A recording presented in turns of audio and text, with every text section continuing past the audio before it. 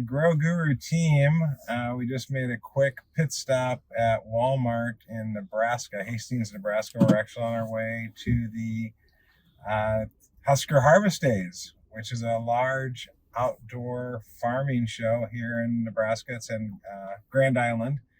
And we just were talking, so we decided to turn the camera on and talk a little bit about a frequent question that I get. And I think the other guys get it hit too. We're here with Kylan Hunt, who runs business development for GroGuru, and Dr. David Sloan in the back there. He's our chief agronomist. And the question I get, and I kind of want to throw this out to the group here, is and this comes up with investors, this comes up with people in kind of casual cocktail conversation, it comes up with strategic partners, just curious people. After we explain kind of what we do at GroGuru, the question is, why don't all farmers do this? So we're going to talk a little bit about the objections we get, resistance we get, and then what the answers are to some of those kinds of things. So I'll go ahead and start. And I think that one of the challenges that we have is just educating farmers on the value of the technology. They've seen so much technology over their careers that they have a high degree of skepticism. I like to say that every farmer is from Missouri, the show me state. And they actually want to see how it works on their farm before they commit in big volume. And even to commit to it on their farm, as they're looking at a variety of different potential technologies, they need to have some confidence that what they're investing in, even at a small scale, because maybe they have a certain budget every year to invest in new technologies, that we're one of the ones that we want to try out. So I think where we've had the greatest success is where farmers have already used soil moisture probes. So GroGuru is all about strategic water management for commercial farmers. We help them increase crop yield and more efficiently use water in a more sustainable way. And by doing that, you also save fertilizer and energy and labor. And the farmers that have used our competitors, the competitive alternatives, they already understand the value of the soil moisture probes if they've learned to use them properly. And we provide incremental value by giving them, at least in field crops, a permanent install solution, which saves them labor, gives them better data, allows them to make better decisions. But what's your guys' experience been, Kylan and David, around, what objections do you get, and, how do we overcome those objections? Because obviously we're providing tremendous value for farmers. So if we're truly delivering a 10 to 20% increase in crop yield and a 10 to 20% savings on input costs, that results in a 6 to 8x ROI every single year and less than one growing season payback period, you would think this would be a complete no-brainer and every farmer would be clamoring to do this. So what are you guys seeing out there as you're talking to customers? From my take, it truly is about education. Anyone that I've worked with and directly and trained on how to read and interpret the data, they get it. They understand the value of it. And it's sort of like you're taking these probes out of my cold, dead hands. I need them to farm. So in the area of education, give me the top 3 or 4 things that you're educating the farmers about in terms of how to use the technology properly to get the best results. It's understanding how the crop is growing, and so it's the heartbeat of the crop. They want to know how that crop is growing in their field in this year, and they're reacting to it because they can see, when the crop is needing water and how deep the roots are, and also what they're doing. It's a report card on how they're going, how they're irrigating. Every time they irrigate, they can see how well they did, and if they didn't do a good job, they can readjust. And that's the key to the whole thing. But other farmers who don't really get it might have a consultant that's using the probes and using them to consult to them and tell them what to do. And a lot of farmers just like easy and they like being told, but so they don't understand it. And if that consultant, for whatever reason, retires or takes another job or does something different, then they're not invested in it because they need that extra person to bring them the value. And quite frankly, a lot of the industry, I don't believe, really understand how to use the equipment either. So it's a challenge for us, no doubt. And where we can train the users, whether it be the farmer or the the consultant or the dealer that's bringing them the information, we're going to be a lot more successful. And that's certainly, in my mind, really the missing link. So one of the things we were at the show yesterday, and we had lunch with some guys. They sell seed to farmers in I think northwestern Nebraska or something. But at any rate, they said a lot of the region that they sell into, they've got plenty of water, so they don't need this technology. And what I was thinking, based on my experience over the last 5 years being in this industry, it's like, that's where you really need the technology, because it's not just about saving water. It's also about increasing crop yield. Can you talk a little bit about that, Dave? Yeah, well, I'll also tell you that particular part of the world has nitrates in the groundwater. And so it's no secret that those guys just cover all their sins by adding more water and more fertilizer.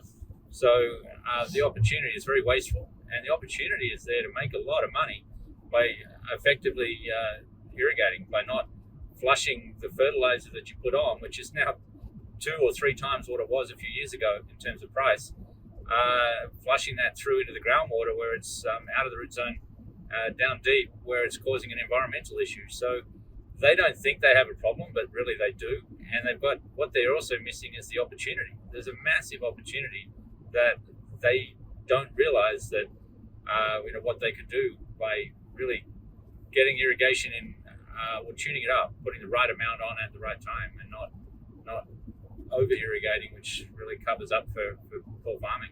So how do you get potential customers like that to at least try the technology and see the results? That's a great question. They have to believe that there is an opportunity there, and the attitude was, well, we don't need this, because basically they live in a really fertile part of the world. I mean, the life is good, so why change it? But it's really taking it on from a point of view of, it's not about the water, it's about the money. And so you realize that it's kind of like you're running your motor too rich. If you tune that up, you'll get a lot more power out of it. And that's the opportunity for us and for them. So let's shift gears, as Dave's talking about money now, Kyle. And so how, the value proposition kind of translating it from the technical aspects, which is, root growth, root depth, making sure you have the right amount of water in the soil, you're kind of managing it during the growing season, all these technical things that David just mentioned.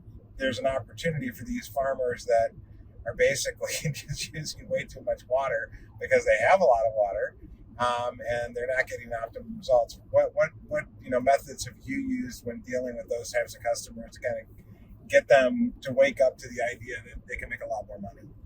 Well, so one of the things that comes to mind right out of the gate is we always look at technology. We always look at these type of solutions as an additional cost, right? They're an add-on cost. So, I mean, everybody has heard a farmer ask, and legitimately so, what's this cost, right? Right. Well, the challenge is that we first have to understand on the industry provider side is that we're not actually providing an additional cost, but a replacement cost, because every irrigation management practice, every management style has a cost already associated with it. Even if that management style is looking over the fence and watching the neighbor, if the neighbor turns on, I turn on. Well, what we don't know is what's the cost of turning on, right? And what I found that actually works is help farmers understand, what is my current cost? What is my cost after applying this type of technology? So it's a replacement cost versus an additional cost. And when we look at the cost of an irrigation application, 1-inch application in Nebraska, that averages $800 per circle, per inch applied. So 2 inches saved, we pay for the probe. The interesting thing is, though, when we have conversation with farmers on the cost, I'm always asking, what's the cost of soil health? Yeah.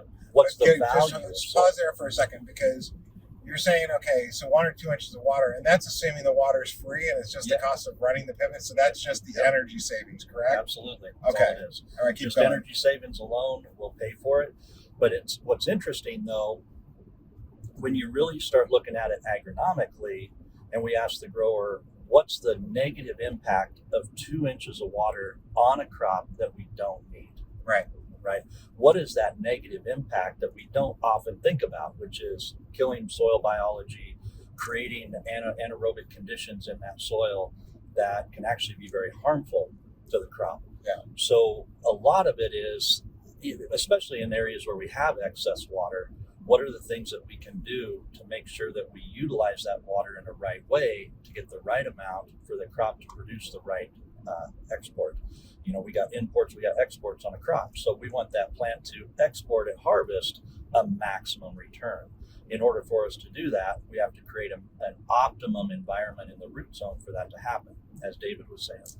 So if we can help farmers understand that we're actually replacing a cost that they already have, and we're inputting a solution that allows them to utilize that water at a higher level, that's how we're going to increase yield.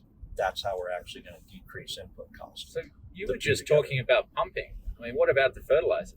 Oh, fertilizer's huge. Yeah, let's shift the gears to fertilizer, because I think this is really, really interesting, because obviously fertilizer is one of the biggest variable costs with farming. Oh, absolutely. And fertilizer prices, David just mentioned, have doubled or tripled over the last couple of years. Yeah. So there's a lot of different things. You got nitrates, you got phosphates, you got potassium, you got other micronutrients. But let's just focus on nitrates, because they migrate the most quickly through the soil. And there's all these issues now in Iowa and the Great Lakes region and California about nitrates in the groundwater, which basically what this is saying is you're using too much fertilizer and you're washing it beyond the root zone of the crop. So it's not actually helping to grow the crop. It's just polluting the water, the groundwater, and you're throwing money into a flaming trash barrel. Right. So, Right. talk to me about that. Is there, I would think that there's actual case study data that says, okay, if you use this much water in this type of soil, this is how much fertilizer you need, or you are washing in the groundwater. Do those kind of studies exist? And, how do we use that to kind of educate farmers around, hey, guys, you could save a ton of money here on the cost side, but you could also more effectively, keep the fertilizer where it's supposed to be so you can get higher crop yield. So the University of Nebraska has done a study on this. I'd have to go find the link to verify it. But I know that the university did a study on this several years ago. And what they were saying is for every 1 inch of excess water, and again, this is depending on soil type and everything else. Sure. But for 1 inch of excess water, you can potentially lose 8 pounds of nitrogen. 8 pounds of nitrogen. Per acre or per acre? Per acre. Per acre, okay. 8 pounds per acre. And if you think about it, the interesting thing is the farmer paid for that 8 pounds of nitrogen the first time. Sure. And they lose it. And if they need it again, they pay for that 8 pounds a second time. Right. So that 1 inch of water can be a very expensive application. Yeah, this is assuming water is free. So these guys in that particular part of the world, a particular part of the state of Nebraska, where it's like, hey, we don't have to worry about it because we have plenty of water. They could actually be wasting a lot of money on fertilizer, even in those situations where water's free. Is that what you're saying? Yeah, absolutely. Okay. The way that I've learned over the years to think about water is a resource that I use to get nutrition into the plant. Yeah. The question is, what's the right amount of water that I need to get that nutrition to the plant in the right format? And that allows me then to think about water application different. I think about it from a utilization standpoint. When I put fertilizer on, the whole focus is to utilize it. Sure. When I put water on, the objective is to utilize it. So when we look at the water and nutrition relationship, we should be thinking not as much about application process as much as utilization process. If we focus on the water and fertilizer system in the soil, I want to optimize that system to utilize both efficiently. And that is one of the things that I've noticed with sensors.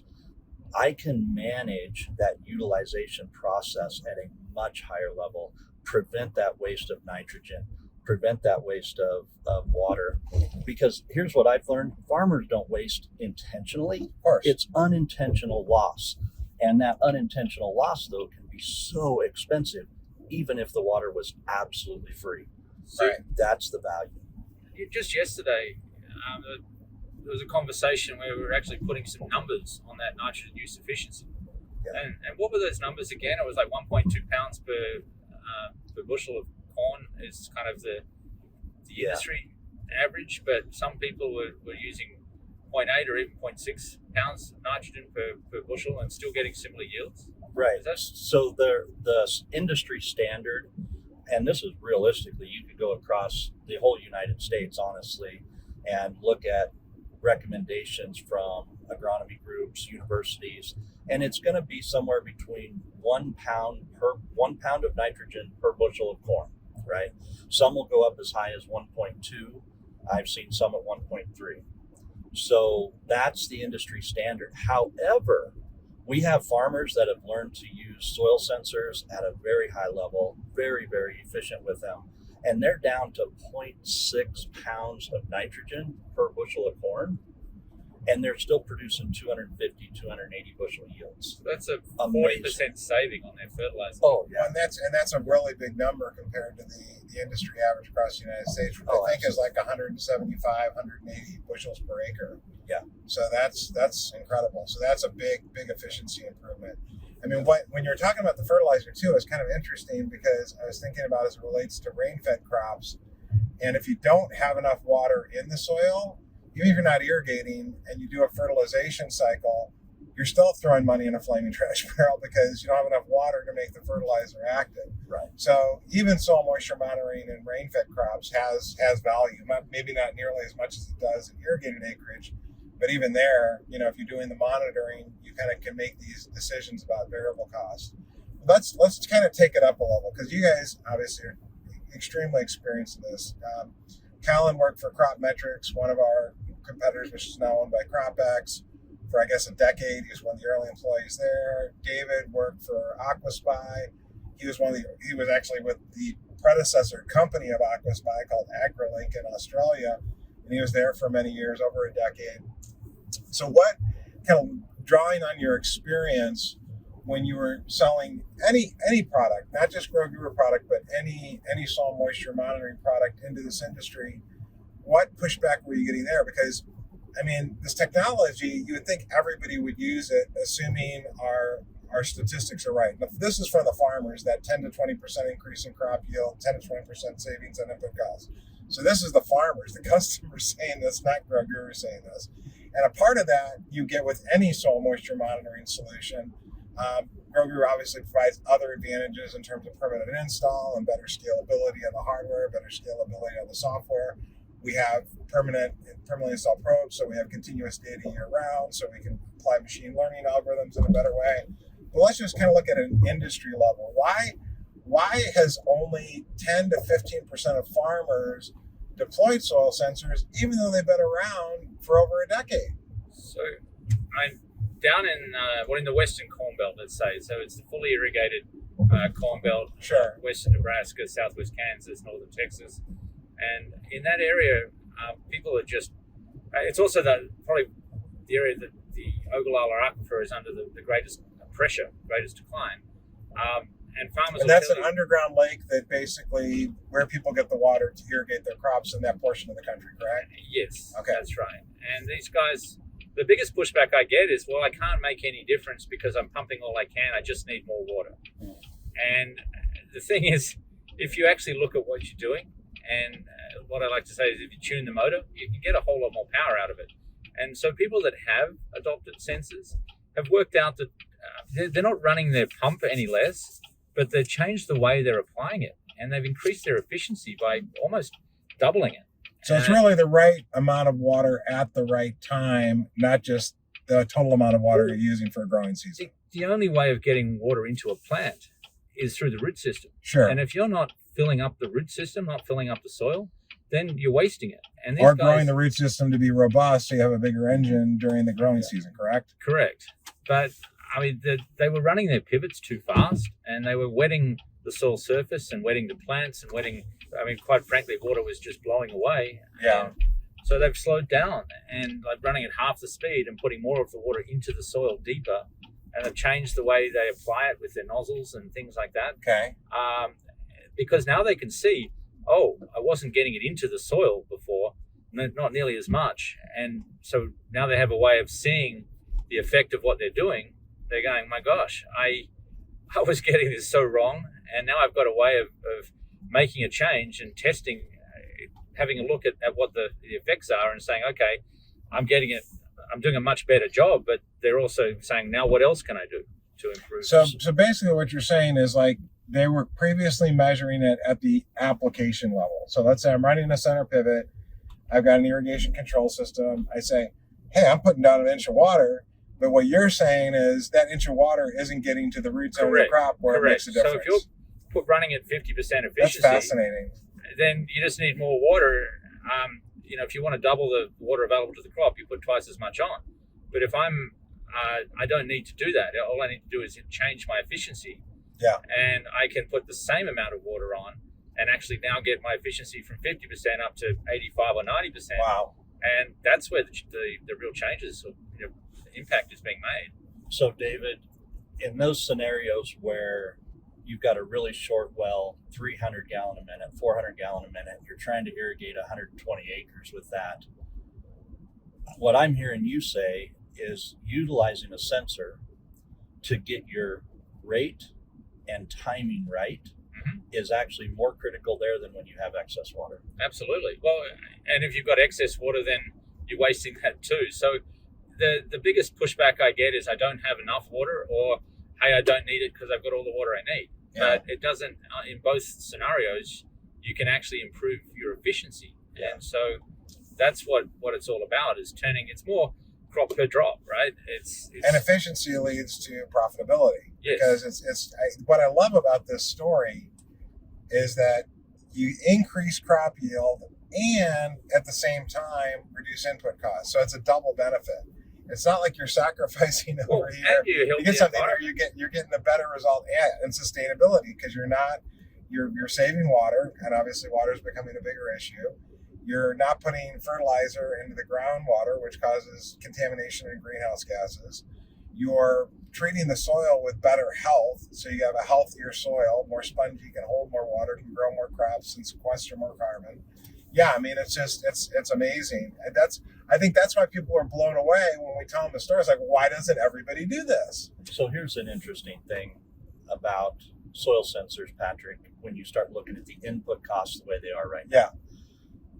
Yeah. A common theme that needs to be talked about in any business, I don't care what business it is. I don't care if you're a manufacturing facility or you're a large corporation in New York City, or if you're producing crop on 100 acres. When inputs go higher, what needs to happen to the internal management? You have to get more efficient, right? Yeah. If you're going to manage your export, if you're going to manage your margin at the end, efficiency is critical. It's essential. It's essential. Yeah. So the thing that I look at today, working with growers on the cost side and the input costs and not wasting, the number one way to save money is eliminate waste. Of course. Right. That's actually better than increasing prices, because Absolutely. when you save cost, it's like it's a double benefit. Right. So when prices are this much higher than they are in historical times, and we don't know what the future is going to hold, like fertilizer pricing and energy pricing. Right. Okay. Fertilizer prices being so high, yeah, we're better to back off about $2,000 across the whole field. We'd be further ahead to back off on some of that input, put in a probe to manage the efficiency of all the rest. Right. And if we saved the money on that fertilizer, put a probe in, managed efficiency in season, because the only thing we can manage in season is efficiency. Yeah. So if we manage in season efficiency, I will guarantee you that you'll get a bigger ROI, return on the input, of all the rest of your fertilizer dollars. Right. And that's what I've found is when prices are so high, you actually don't have to cut out very much to input efficiency tools to get the rest to be much more effective. So if a farmer's operating in this paradigm, that either I don't have enough water and therefore, there's nothing you can really do for me. I just need more water. Right. Or they're operating in a paradigm of I've got plenty of water. I don't need it because I'm good on water. So let's say those are the two big buckets of arguments. How do you go about converting those customers to at least testing the technology, seeing the incredible results, and then conversion? I always ask a grower a question. Yeah. If they're going to invest $2,000 in anything, yeah, what's the return? What's the expectation of return from their perspective? What is that? Sure. So one of the very first things that I'll look at is, do we just want to replace the cost? Is a break even a win? Yeah. Some farmers will believe that a break even is a win if they learn something through that. Okay. Great. Okay. So ask the question, what's the expectation that you have if you implement this? One of the things we talked about at the very beginning was education. A lot of times farmers don't want to invest in these things because they don't know what they're doing with them.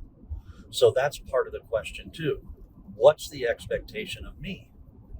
If I'm providing this service to them, what do they expect of me if they're going to invest in this? Right.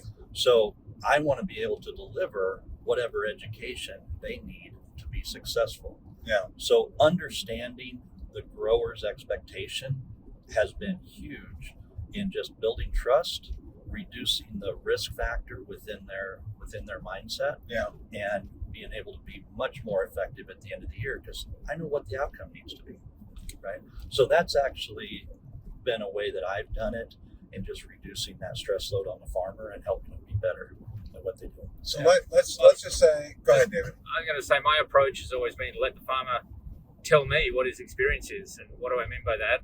So what's your average yield, Mr. Farmer? And then what's your yield in a good year? What's your yield in a bad year? Yeah. And almost invariably, the farmer will say, hey, his upside yield is 20 or 30 bushels an acre more than his average. Yeah. Maybe let's call it 20. And his downside, that could really fall off a cliff, but let's say it's a 20 bushel swing on the downside.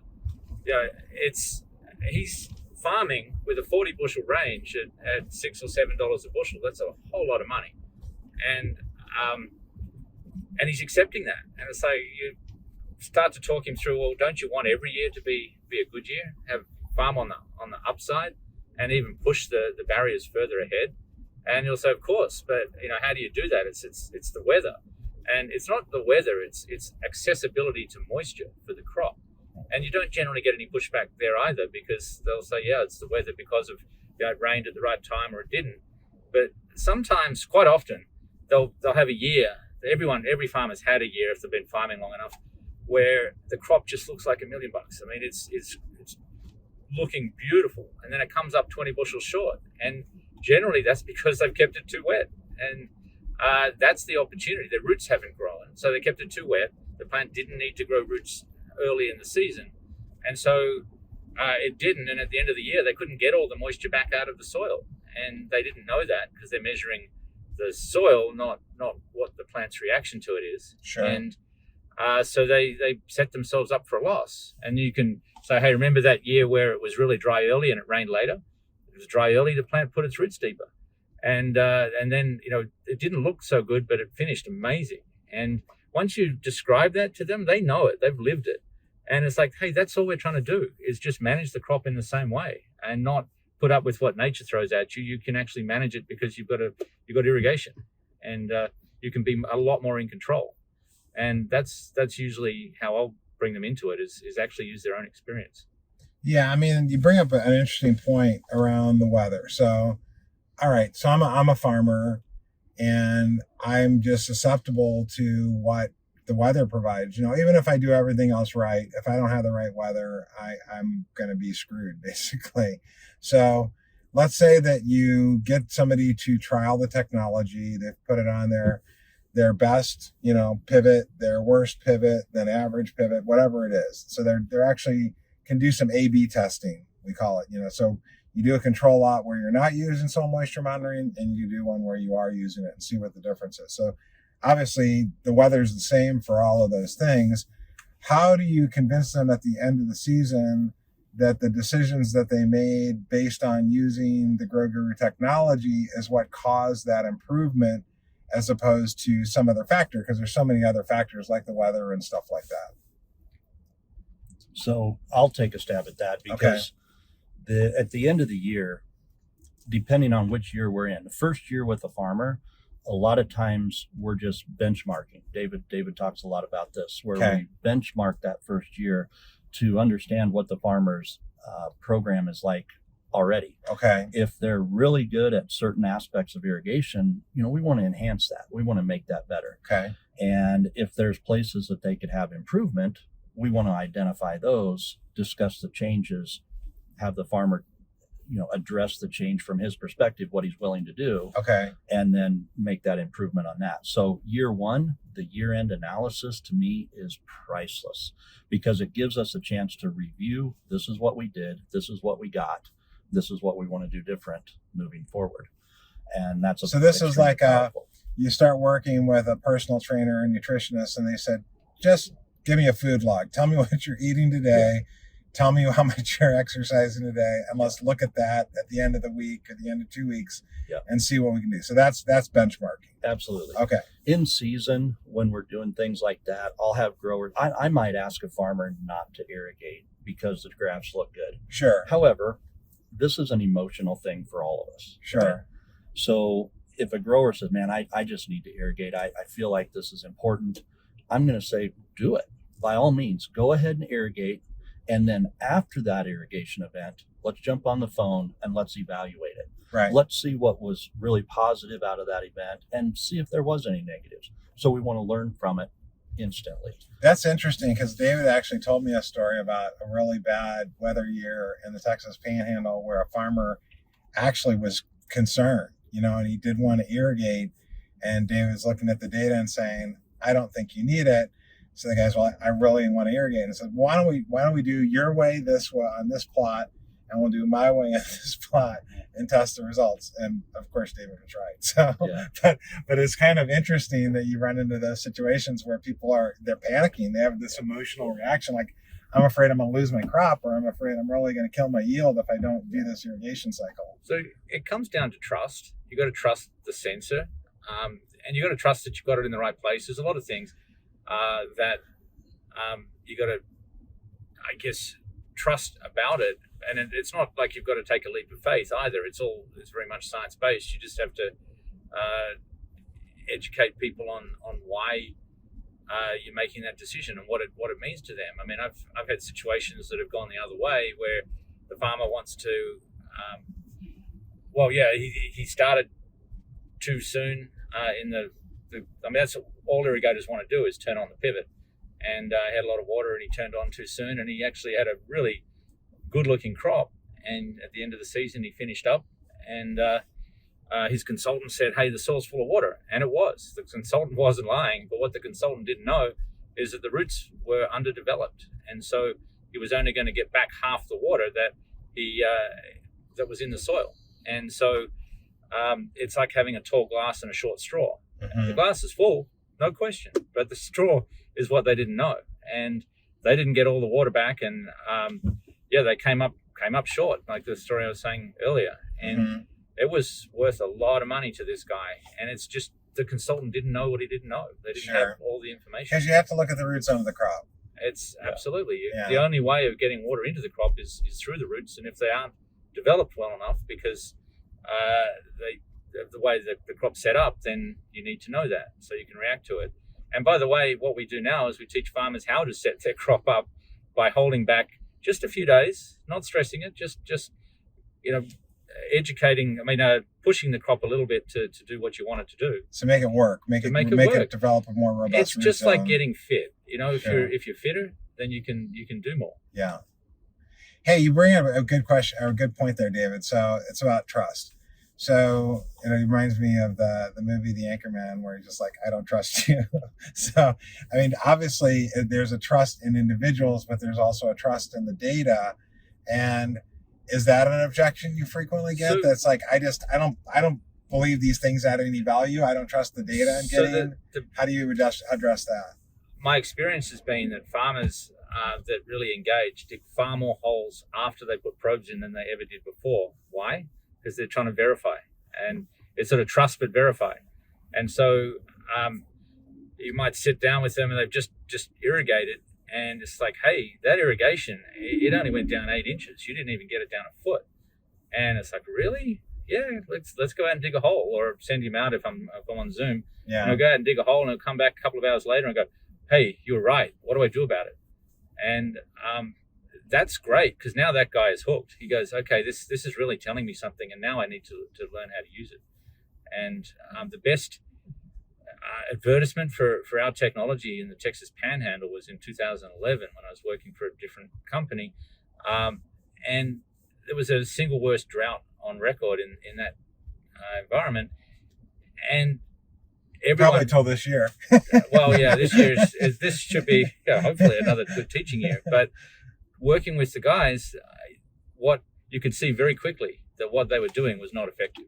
Yeah. And those that cared to listen and react to it really became absolute devotees of the technology. They because they realized that it was going to save them from a wreck, and a big one. And so they got through a very, very tough year because they could look underground and they could see how the plant was reacting to the season.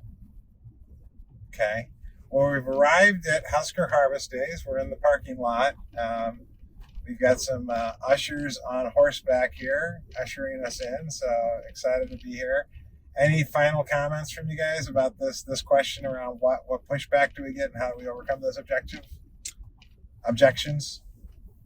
I think a final comment, I'd like to see the consultants engage a little more. Sometimes they see, hey, I'm going to get replaced by a soil moisture sensor, and it's absolutely not true. How do we make that happen? How do we engage the agronomic consulting industry and individuals more actively, David? So I was going to bring that up, and maybe we make that our next topic. Okay. Because there are so many ways that we can help the agronomists go to the next level in their industry. Okay.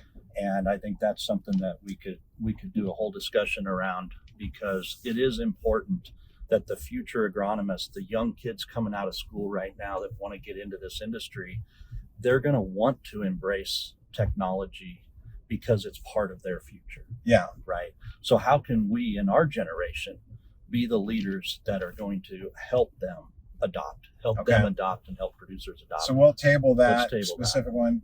Was there any other than engaging the agronomic consulting industry better and educating them?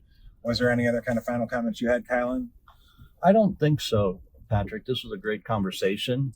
The only thing that I might add as we wrap up is the fact that if we don't start today with something, we'll never know if tomorrow could have been better.